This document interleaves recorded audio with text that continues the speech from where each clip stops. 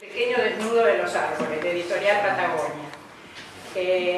Con nosotros está Susana Chela, se dice, Dora Giannoni, Jorge Rivelli y bueno, el autor. Van a hablar ellos tres.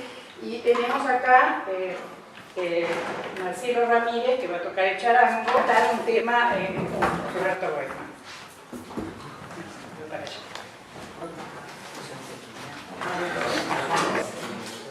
Acostumbrado a las peñas, a los fogones, yo tengo preparado algo con el charango y este instrumento que se llama tara y charango. Esta es la tara. No sé si hacer algo instrumental o algo cantado. ¿Qué les parece? Lo que vos quieras. Lo que vos sientas. Uno y uno. Voy a hacer algo, algunas melodías, unas coplas populares, que es con lo que suelo trabajar en el escenario con ruedas.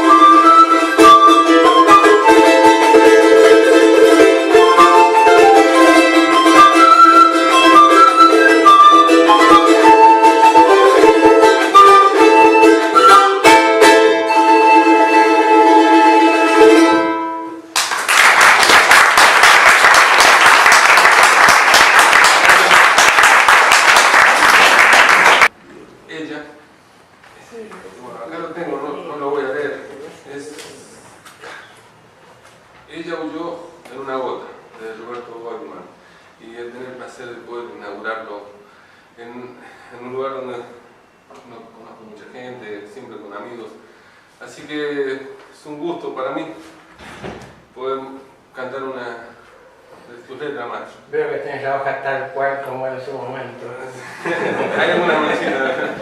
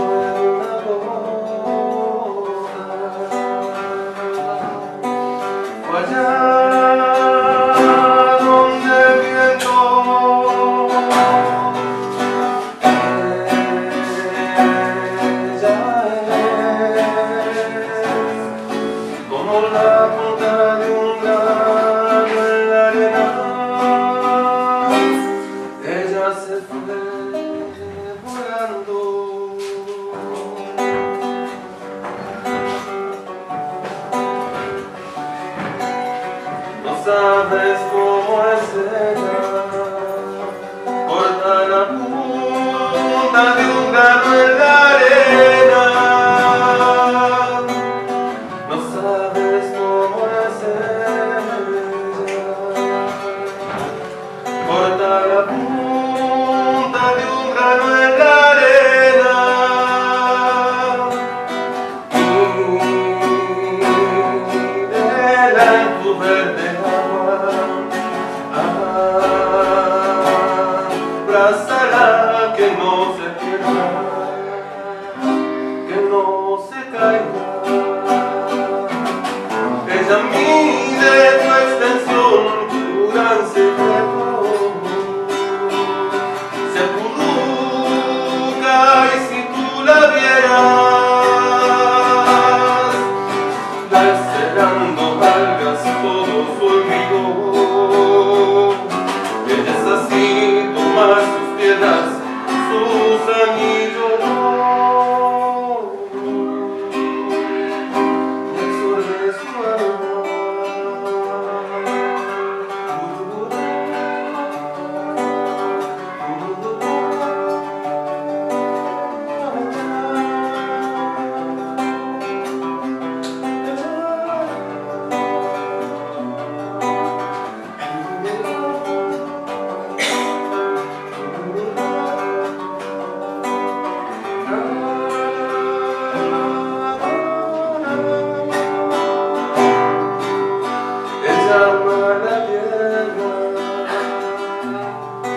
Ella vive como un grano de arena.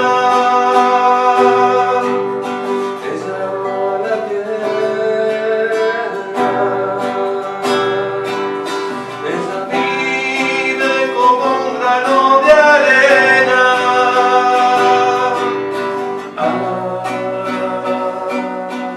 Allá en la punta donde el viento dobla. Ella mide tu extensión, tu gran secreto. Se acurruca y si tú la vieras,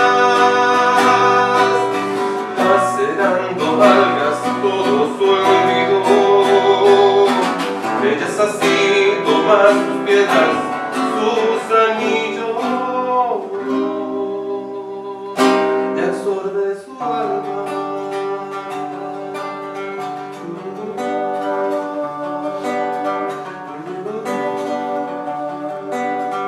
Ella huyó en una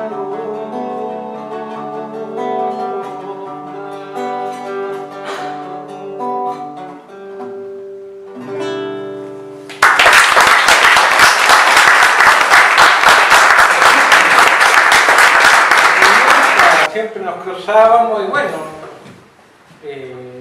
ahora lo acabo de escuchar junto a ustedes, ¿no? El día llegó.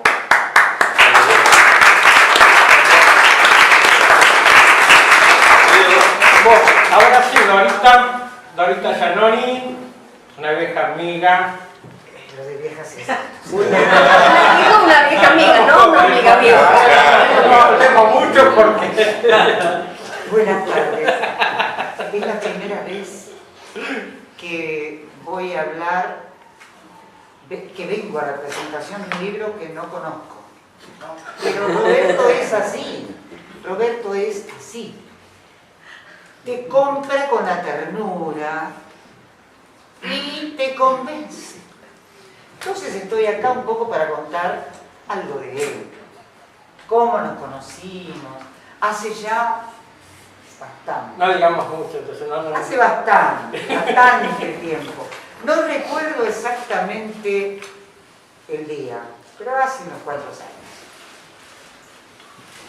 Era un lugar abierto, con muchos árboles de día, y entre los puestos que estaban instalados ahí, descubrí uno donde se ofrecía y se vendía la revista Patagonia y libros. Yo la revista no la conocí. Como siempre me acerqué, sobre todo si había libros, que son la tentación.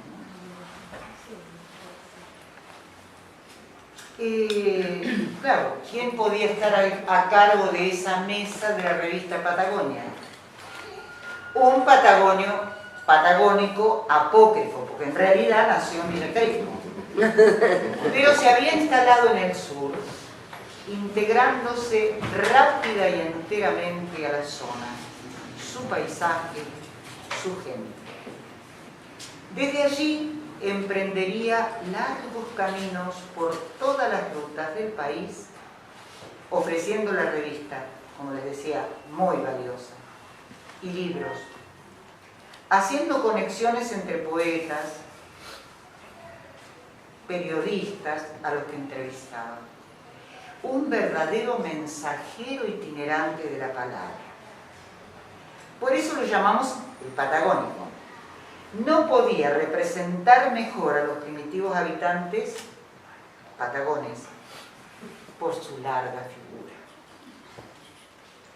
Desde allí, desde ese mismo día en que nos conocimos, nos hicimos amigos y compartimos con él alegrías, tristezas, la vida, sus dolores físicos, reiterados tratamientos y operaciones. El dolor, uno de esos tratamientos tan tremendos, está profundamente documentado en su obra Hospital Fernández. En un momento, además del país, propio de la mayor traumatología, como estaba él, operado, el país estaba siendo gravemente intervenido por todo lo destruido, lo dañado y operado sin buenos resultados. También vivimos la pérdida por su mamá, la alegría por sus hijos y nietos, los múltiples hijos de papel que fue y sigue engendrando, algunas fiestas, programas de radio, homenajes, presentaciones. Por él conocía a grandes escritores como a Vicente Citolema o a Diego Mare, y reencontré a queridas amigas como Estela Caloni o Teresa Dri, a quienes editó. Conocí sus diversas y variadas parejas. Goiman es un seductor.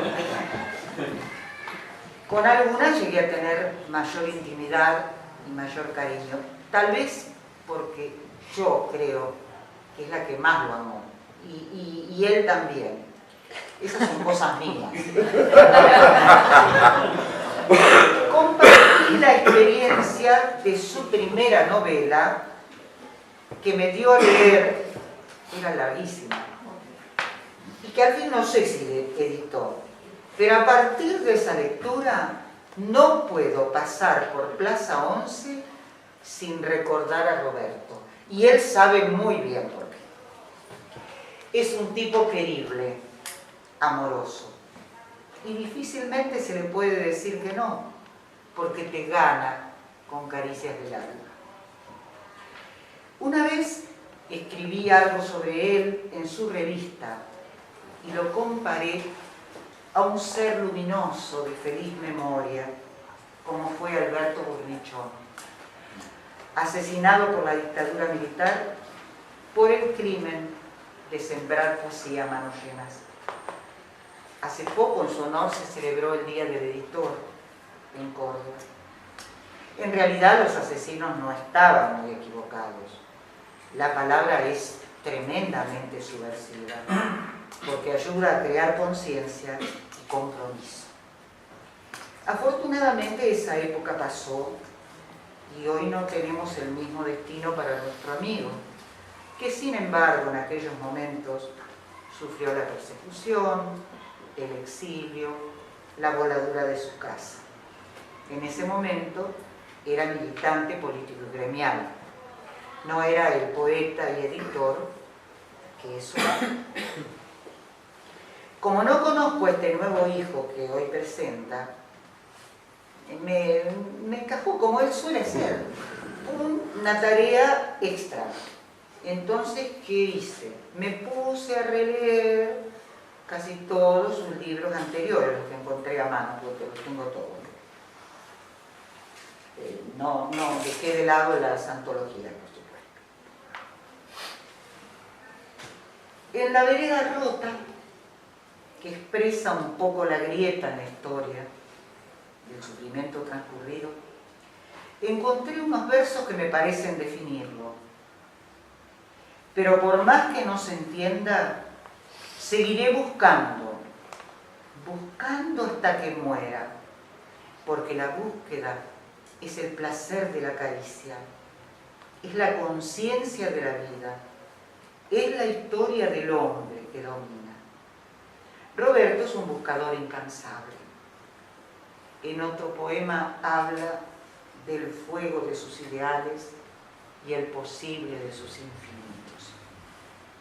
De ese libro me conmovió particularmente Cementerio Indígena, donde relata el crujido del chenque que divide en dos a Comodoro Rivadavia, para mostrar cómo el desarrollo, según sus palabras, ha tapado la dignidad humana, si ésta existió en Patagonia.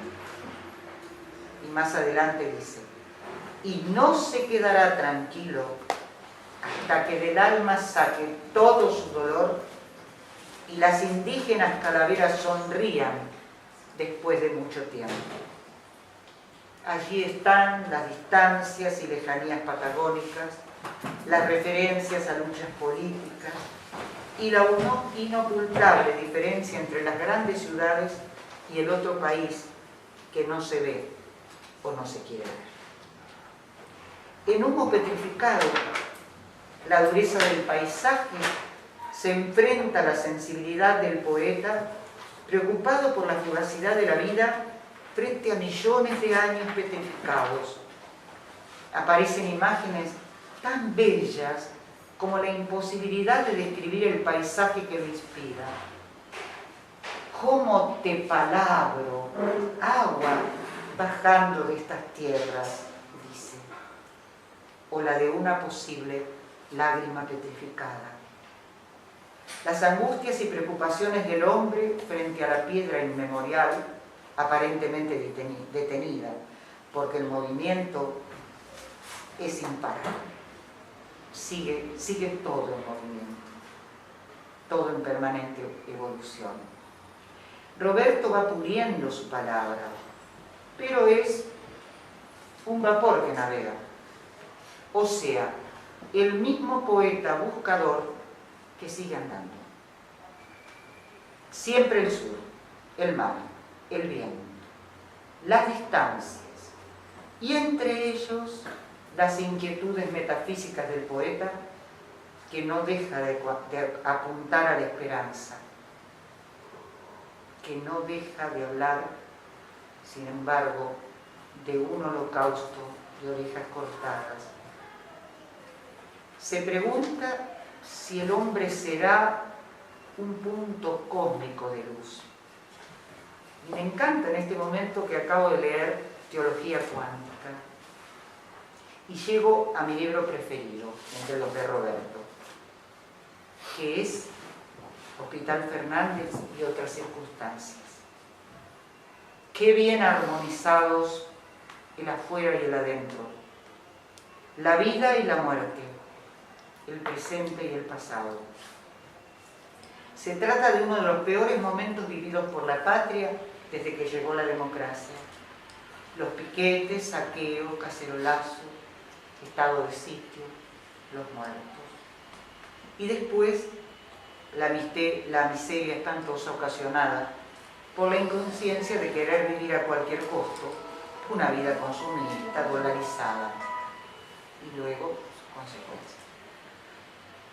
En medio de todo el dolor propio y ajeno, la palabra poética de Roberto lo hace libre por momentos entre los árboles de la calle que ve por la ventana o las palomas disfrutando de la lluvia.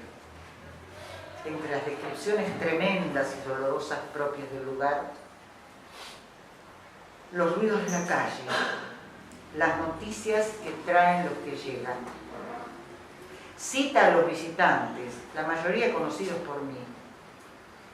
Y siento culpa porque yo no estuve. No recuerdo haberlo visitado y sin embargo lo tenía en mi corazón y en mi oración deseando verlo muy pronto de vuelta, totalmente recuperado. ¿Dónde estaba yo? ¿Por qué no fui? Qué extraños somos los humanos, que nos lamentamos recordando lo que dejamos de hacer, sobre todo cuando somos amigos. Por esa ausencia te pido perdón. Cuando le dan de alta, levanta la biblioteca circunstancial con algunos libros, papeles y bolígrafos que diseñaban, dice él, que diseñaban el alba de la 3112, la habitación donde estaba. Pero el poema de Gente de Hamlet queda expuesto. Es todo un símbolo. Termina. Sepan los que vengan que la poesía es un estallido único en la vida del hombre. Qué hermoso y sustancial final de la primera parte. Sigue en el 2002, donde el fútbol tapa la realidad de los dolores del sur y su gente. Coincide, Hamlet se va de este mundo hace años. Me acuerdo con Luisa, hablábamos de los cacerolazos, Luisa, la mujer de Hamlet.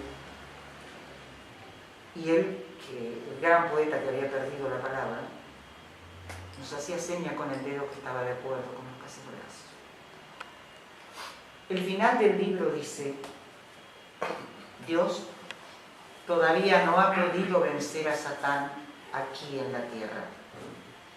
Quiera entonces la resistencia de los de abajo, de los desposeídos, de los harapientos, de los sin trabajo, de los que acumulan mártires en la historia, lograr tamaña hazaña. Quieran, señores del destino y de la humanidad, poseer su mundo. Quiera, espacio de lo indomable, que la tierra por fin sea.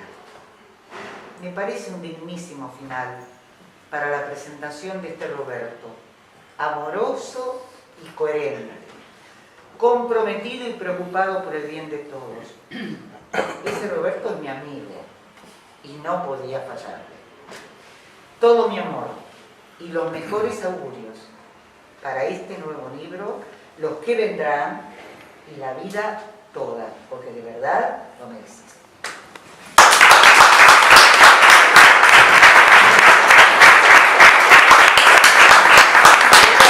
Haga esto. Yo quería que hablara nada más, que improvisara. No me animé. ¿No? Porque tiene una luz, tiene una locura que hermosa. Menos mal. Bueno, lo trajo Menos mal, medio qué locura armado, hermosa. pero yo creo que Armando Tejada Gómez no se equivocó con vos.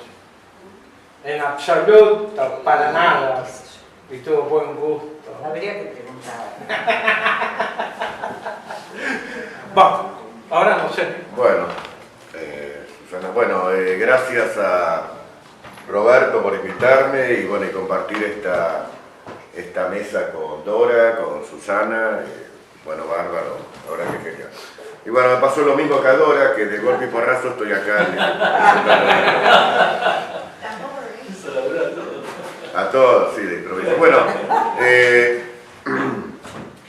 para hablar un poquito... Manejando el borrador estaba bueno. No, pará, voy a hablar un poquito. Bueno, con Roberto compartimos, lo que digo yo, el en diferentes lugares lo que es el brazo armado de una pasión, que sería una revista de poesía, y nos conocimos desde ese lugar. Y realmente con la revista Patagonia Poesía, que sacaba Roberto, recuperó un montón de poetas y escritores que realmente estaban bastante olvidados, qué sé yo, o por lo menos yo no los leía o nadie los nombraba. Gianni Icardi, Nira Echenique, hacer una recopilación de lo que fue la revista de Roberto Santoro como El Barrilete, o sea, todo un trabajo en esa hermosa colección que fue la revista de poesía Patagonia Poesía. Bueno, nada, quería aclarar ese pequeño detalle que lo conozco en esos lugares. Ahora, yendo al libro, voy a hablar un poquito más o menos la parte más, un poquito de lo que es el contenido, pero más que nada voy a leer dos poemas. El libro está dividido en dos partes y un poco el chusmerío, porque este libro nace por un regalo, el primero, ¿no? El pequeño desnudo de los árboles, nace por un regalo de un cuaderno en blanco que le regalan a Roberto, sus hijas. Creo que Dafne está por acá, la vi entrar. Ahí está. Le regalaron este cuaderno en blanco y armó lo que sería un diario, o lo que dice él que es un diario, ¿no? El pequeño desnudo de los árboles. Es para mí lo que leí, que algunos de los poemas están fechados, otros no, pero es una continuación de lo que un poco teniendo un clima patagónico, un clima poético, hablando de sus hijos, de la poesía, de lo que vendrá y de lo que pasó. De hecho está dedicado al pasado ese libro, y va contando todas esas experiencias. Habla mucho de la madre y también de la mujer. Yo creo que, bueno, en esta instancia que divide un poco lo que fue el segundo poemario de él, yo para dar algunos detalles del libro, no lo voy a leer todo porque si no, no lo compran. ¿Agarraste el libro? ¿Qué pasó? No, pues no sé, acá lo tengo marcado. Esto es lo que me dio Roberto el otro día. También se lo vamos a... No, anoté algunas frases del libro. Por ejemplo, cuestión de abrir el cuerpo, desangrarse. Frases que van incorporadas en los poemas. Este voy a leer, es un poema del libro, que está fechado el 20 de junio. No es simple pensar en la inmaculada concepción del silencio. Sus pinturas opacas y grises entristecen hasta el más jovial de los cuentos. Pobres los que duermen a plena helada bajo improvisados techos de chapa. Pobres los niños, aquellos que aún abrazados en sueños y sin el plato caliente se les escurre en silencio la vida. Ese me parece, lo marqué como una característica de la primer parte de este libro, donde incluyen dos poemas, son todos relativamente breves. Hay uno que no lo voy a leer, para que lo lean ustedes, que es con respecto a lo que habla Roberto de un oficio que tuvo, un extraño oficio, o un extraño trabajo, y es maravilloso, que es una prosa, ¿no? Quiero provocar escozor, anular la incertidumbre. Entre el reloj y un cuerpo se forma el otro tiempo. Hay veces donde la poesía logra penetrar en los espacios que uno ni se atreve. Los pueblos no siempre viven en tinieblas, cuando se mueven, tiemblan hasta los más psicóticos y bárbaros. Leo otro. Los años acosan predispuestos, hay amigos que se van, otros siguen con barba blanca y yo, medio tuerto y doblado en mi columna, leo las noticias. Y voy a leer dos más de esta primera parte. Es raro leer a Pound, aunque a veces Eliot no lo entendía. Y la poesía sigue gestando, a pesar del oficio devaluado en su prestigio según Hellman. Uno con el lápiz en la mano deja hacer surcos, desanda renglones y poemas. Todo transcurre a pesar del poeta y de la tinta inexistente de la época. Y cierro esta primera parte, creo que la cierro, me parece que no. No.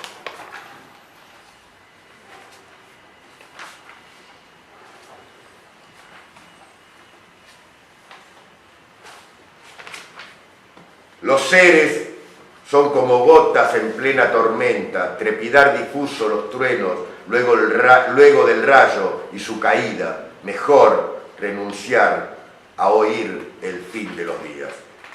Y cierro esta primera parte del poemario. Hasta que salió tras esa puerta abierta en celo, putea mal, dice, plasman los huesos, alambres.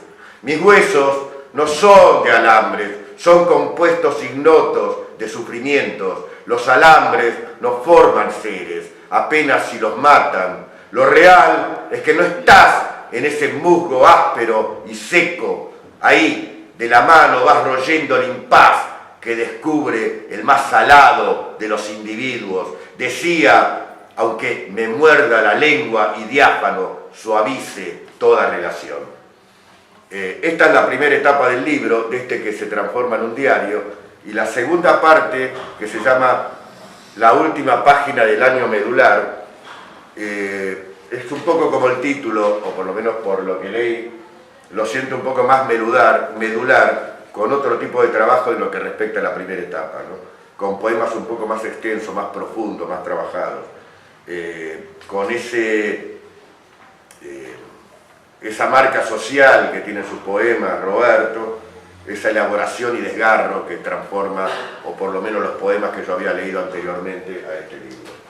Y que ya arranca con un poema que con el título, bueno, marca todo, que es 1976.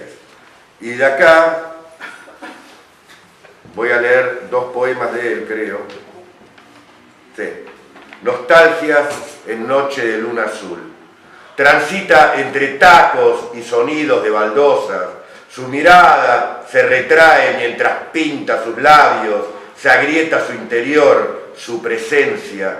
Ahora que sus jóvenes años pasaron, se acurruca entre cosméticos, habla en su ternura manuscrita de mujer, siempre sola, consigo canta, se prueba una prenda, luego otra, gira su cabeza, apoya una de sus piernas sobre la arcaica silla de paja y frunce el ceño. Su pequeña mascota la sigue por doquier, el espejo la torna maliciosa, su talla se agita frente a la puerta de un metal aún cerrada, el antaño se mide por generaciones, ante sí alumbra, sonríe, apaga la luz, la primera caricia tiembla en recuerdos.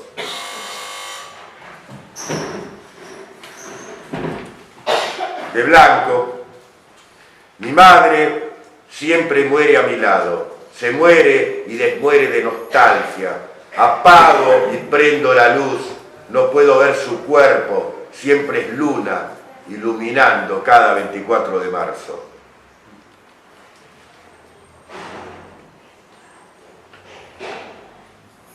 Bueno, creo que no tenía más.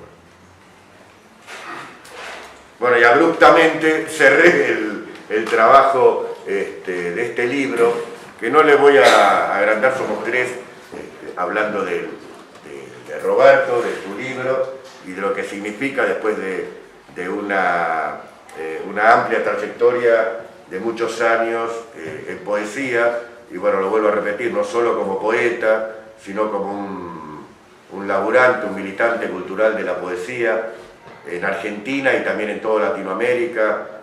Roberto conocido en Chile, en México, llevando la voz no solo de él, sino de varios poetas argentinos.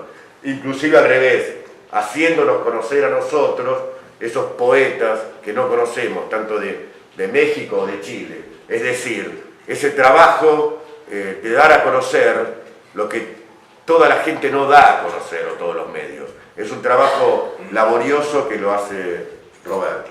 Así que bueno, gracias.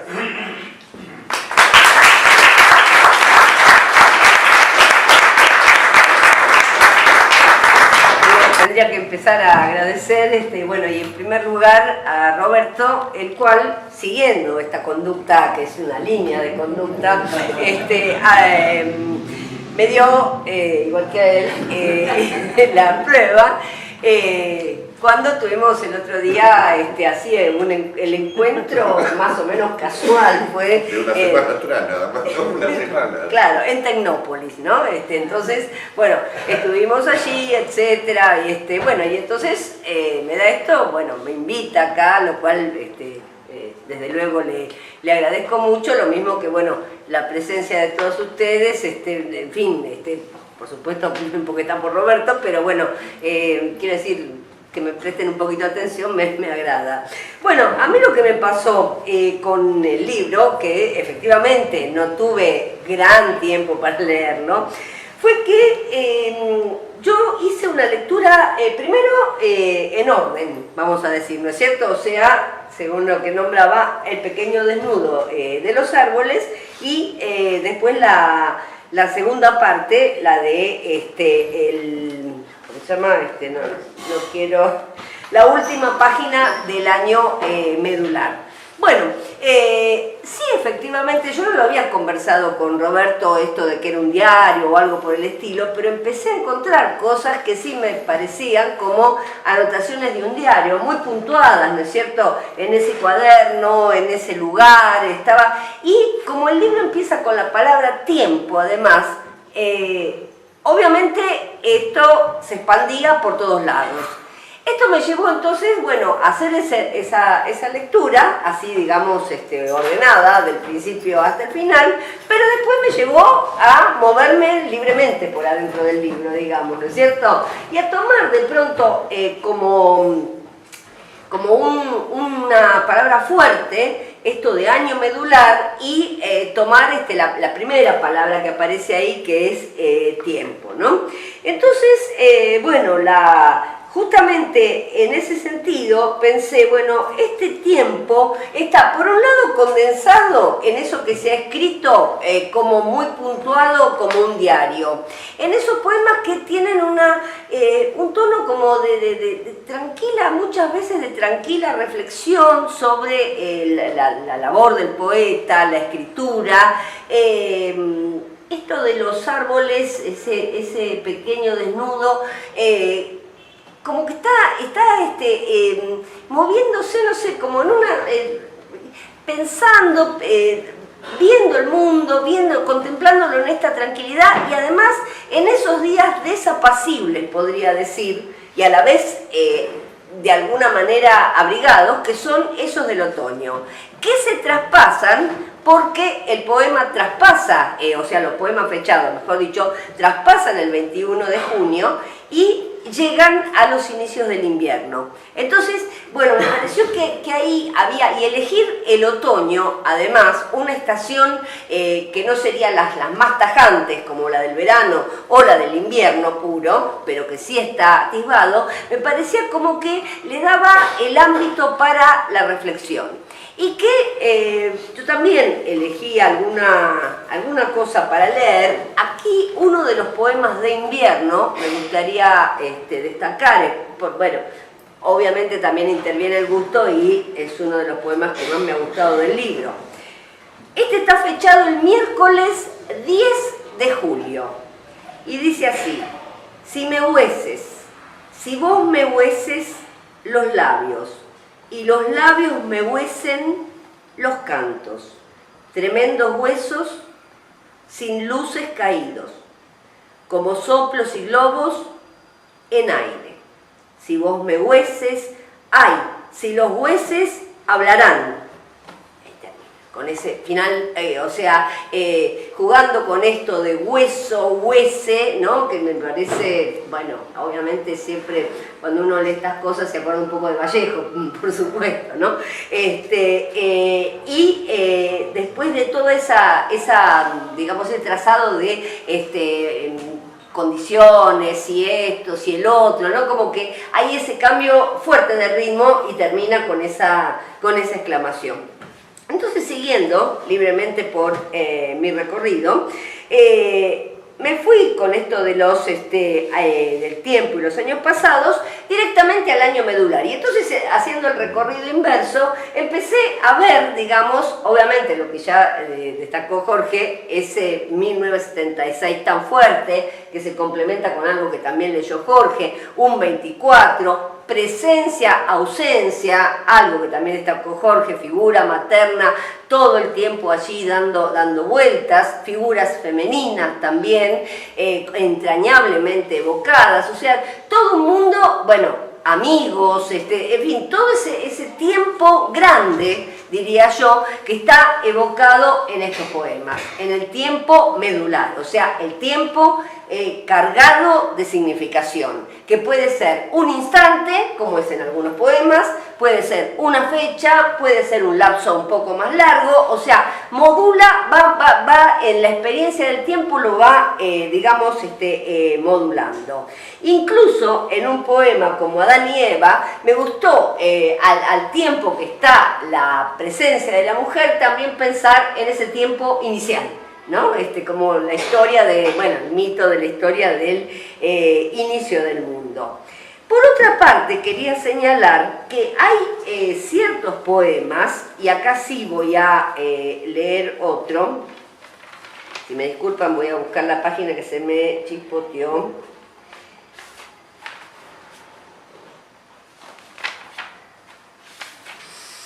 Acá está. Y este es de la segunda parte. Jorge decía que, bueno, que él veía una diferencia importante entre la primera y la segunda parte, y a mí me pasó distinto haciendo este caminito que estaba contando. Empecé a ver muchas relaciones, pude ir trazando caminos de ida y vuelta, elementos que volvían, elementos que en distinta forma y con distintas imágenes estaban presentes. Y voy a leer entonces que es un poema breve de la segunda parte, que se llama A puertas cerradas. Estoy saliendo de vos, entrando en el final de tu ser, y no hay palabra que oblicue tu cuerpo. Sos un todo amanecido y el sol ni sabe de nuestra existencia.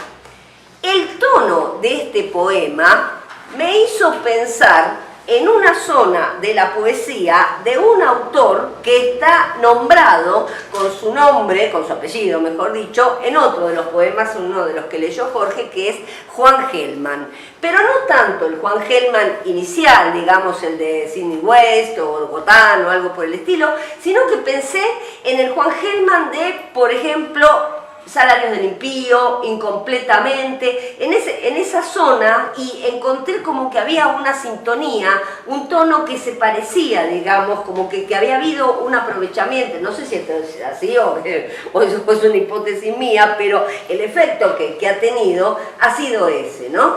Y al mismo tiempo, digamos, también junto con, bueno, yo había marcado Incompletamente porque me venía bien para ver algunas cosas que ya estaban desde el inicio. O sea, la pregunta por todo aquello que no está completo, habla de la incerteza, habla de la incertidumbre, habla de la intemperie y, como decía, en esta especie de bisagra en donde empieza el invierno.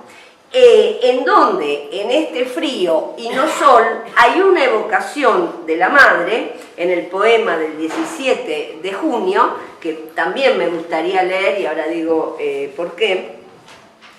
Un segundito que ya lo encontramos acá.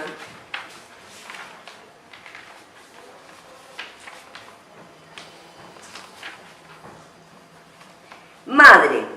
Hoy ando triste, de tristeza anda enferma mi alma. Madre, hace frío y no hay sol que entibie mis aguas.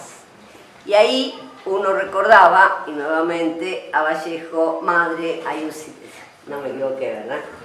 Hay un sitio muy grande que se llama París, etcétera, que es la voz de César Vallejo. La resonancia de estas dos voces que acabo de nombrar me convocan profundamente porque las siento también como resonancias, digamos, propias, y creo que saber tomar esta herencia y seguir trabajando con ella es uno de los méritos importantes de la poesía de Roberto, cuya dimensión política está siempre presente, pero no de una forma, podríamos decir, declarativa o digamos, consignismo o algo por el estilo, sino trabajada profundamente en la subjetividad. Por lo cual, bueno, celebro este libro y agradezco la invitación.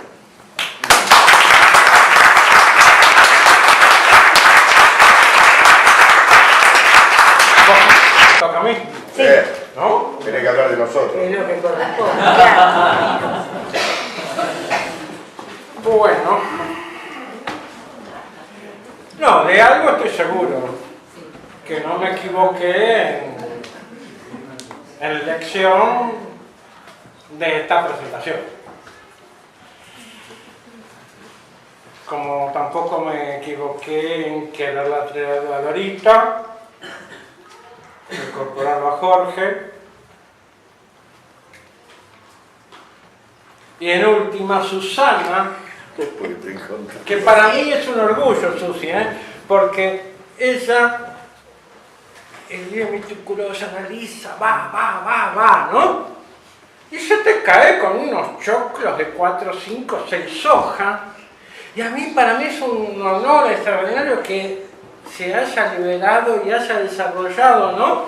Y no lo haya bajado al papel. Claro, ahora tengo un problema, o sea, bueno, menos mal que le estamos filmando, grabando, ¿viste? Porque si no todo lo que dijiste se me fue, ¿no? Pero puede ser eso de Germán, puede ser desaparecer, ¿no? Pero también es cierto, o sea, a veces yo recurro a la obra de Germán y yo me siento, digo, pero así estoy escribiendo yo, ¿no? Y no es que lo había leído antes, ¿no? O sea, diferente lo de Vallejo no sale, yo digo, no, pero esto es bien, me salió en los principios, la añoranza, ¿no? Menos mal que son pequeños poemas, ¿no? Que van saliendo. Pero creo que hay una cosa muy linda en este libro, o sea, para mí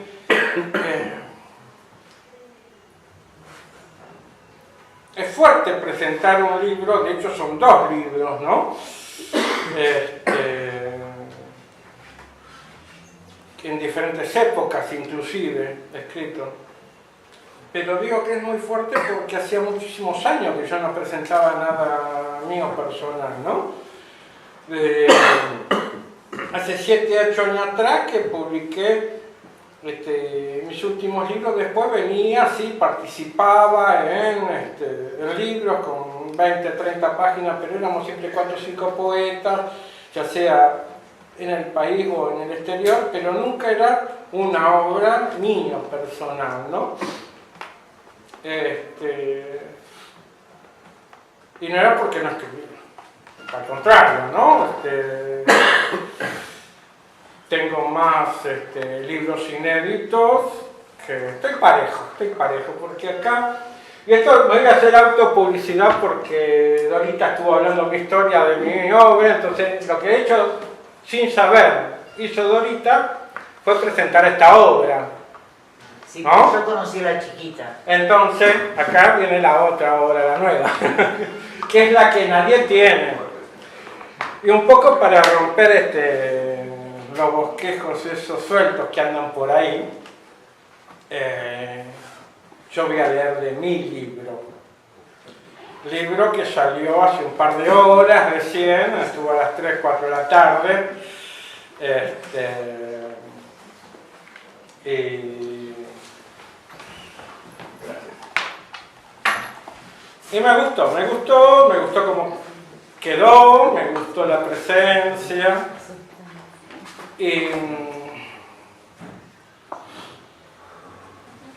a veces me sorprendo cuando me leen los poemas, ¿no? Claro, uno lo lee de una forma, lo tiene acá, y de repente cuando escucha a los otros, es otro mundo, ¿no? Inclusive, y no es que no lo lean bien, lo leen cada uno a su forma, a sus sentidos, ¿no? Con la fuerza que le puso él, pero de repente aparece un poema como el que comenzó leyendo Susana, y digo, si me hueses, si vos me hueses los labios, y los labios me huesen los cantos, tremendos huesos sin luces caídos, como soplos y globos en aire, si vos me hueses, ay, si los hueses hablaran. Y ahora sí, voy a ir más o menos viendo, ¿no?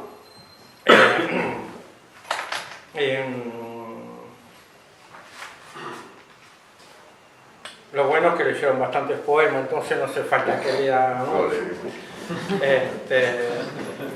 Pero a veces me llama la atención cómo van seleccionando poemas, ¿no? Poemas que por ahí uno lo va descartando, que para uno no es lo más fuerte, lo más lindo, ¿no? Y lo que a uno realmente le gusta por ahí no tiene la fuerza para el otro como uno quisiera, ¿no? Y poemas que por ahí uno no le da importancia, los demás lo van rescatando.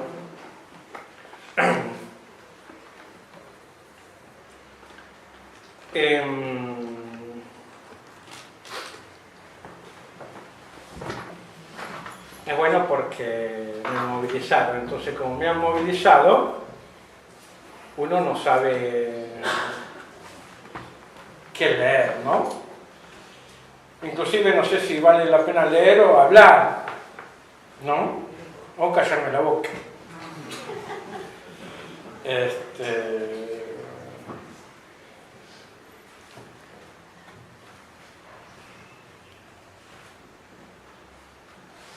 Me exijo en el llanto de la luna y el diluvio estremece.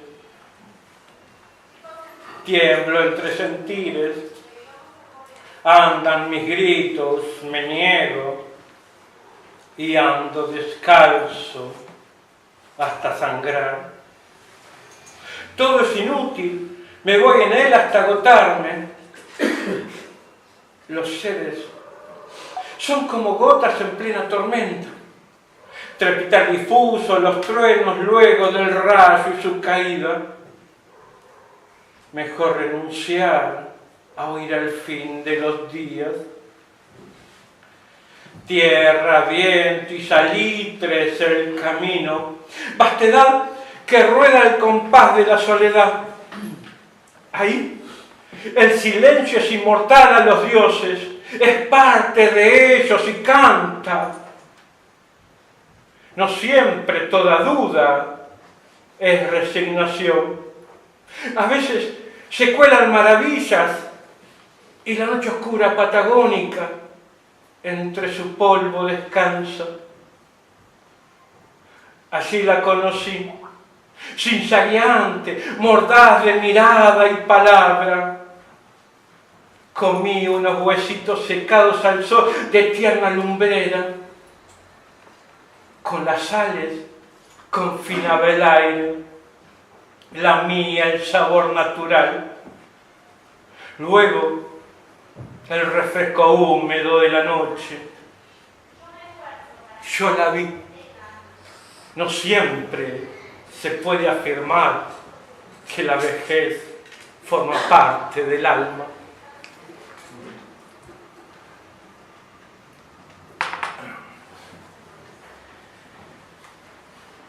Y lo que sí me he dado cuenta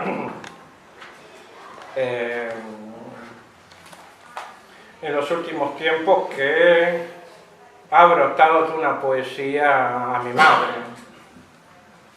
¿no? como si la vieja siempre esté apareciendo. ¿No? Ella, mi madre, se hace en los poemas. Debe ser por aquello de llevar mis libros en su entonces de sazón, de hablar orgullosa de su hijo cuando uno ni siquiera imaginaba este presente, con mis manos a cuestas y mis años que se asemejan más a la vejez. Extraño esos capítulos donde acunaba juventud. No siempre escribo sobre mi madre, no siempre recuerdo su presencia. Es que la vida transcurre y uno, entre árboles y vientos y empedrados, camina como si todo fuese parte de lo mismo. Voy a leer un último poema y nada más. Digamos, bastante. De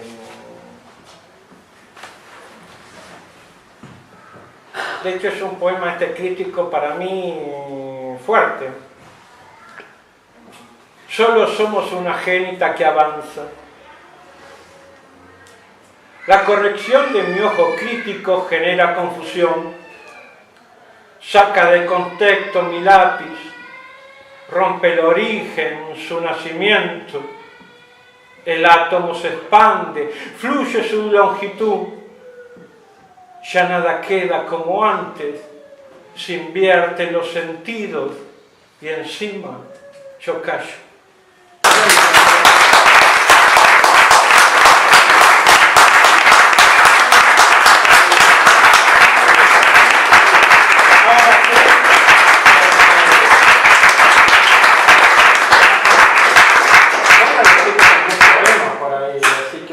Pero para el cierre... ¿Qué voy a elegir si no conocía el libro? Bueno, con Marcelo vamos a un tema en conjunto. Me puso música, un tema que... No. Agua o vino. Cuando guste... No, ahí está. ¿Cómo guste? ¿Va?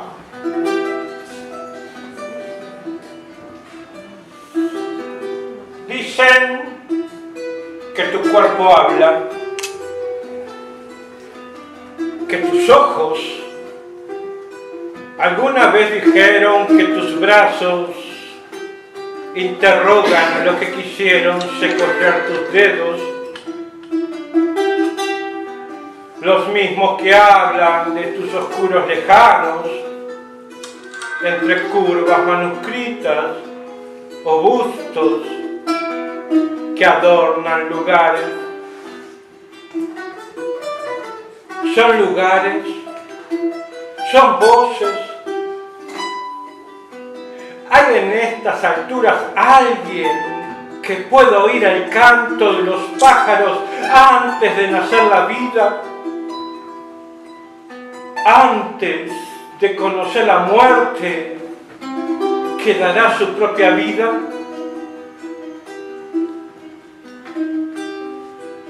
Antes de la conquista, del exterminio, de las voces suicidas, antes de la piedra y el todo, de los alfabetos o indisolubles de signos. Minúsculo, inválido, detrás de la escritura, detrás del armonium, del orgullo, de tus pechos y de tu concepción.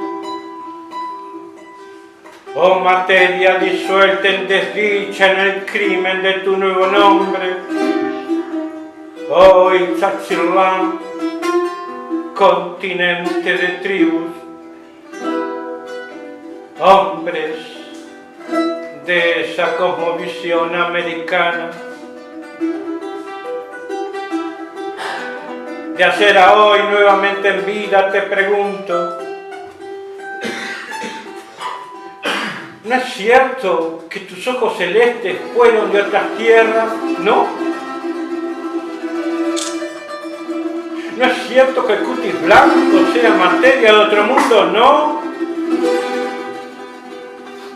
¿No es cierto que la cultura y la voluntad y la ternura y la hombría y la luz fue del conquistador? ¿No?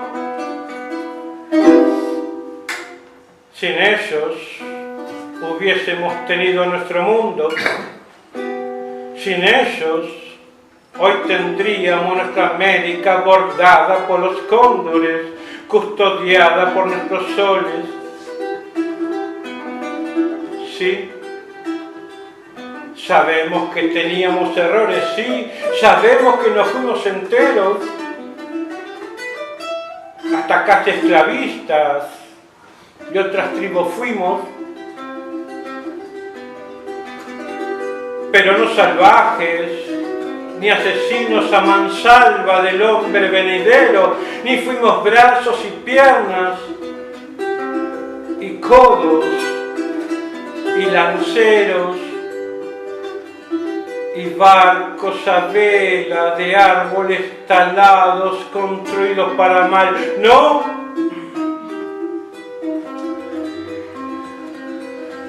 No siempre es razonamiento. No todo se puede ver. Hay otro mundo invertido de espaldas al abrazo del útero donde respira el mar.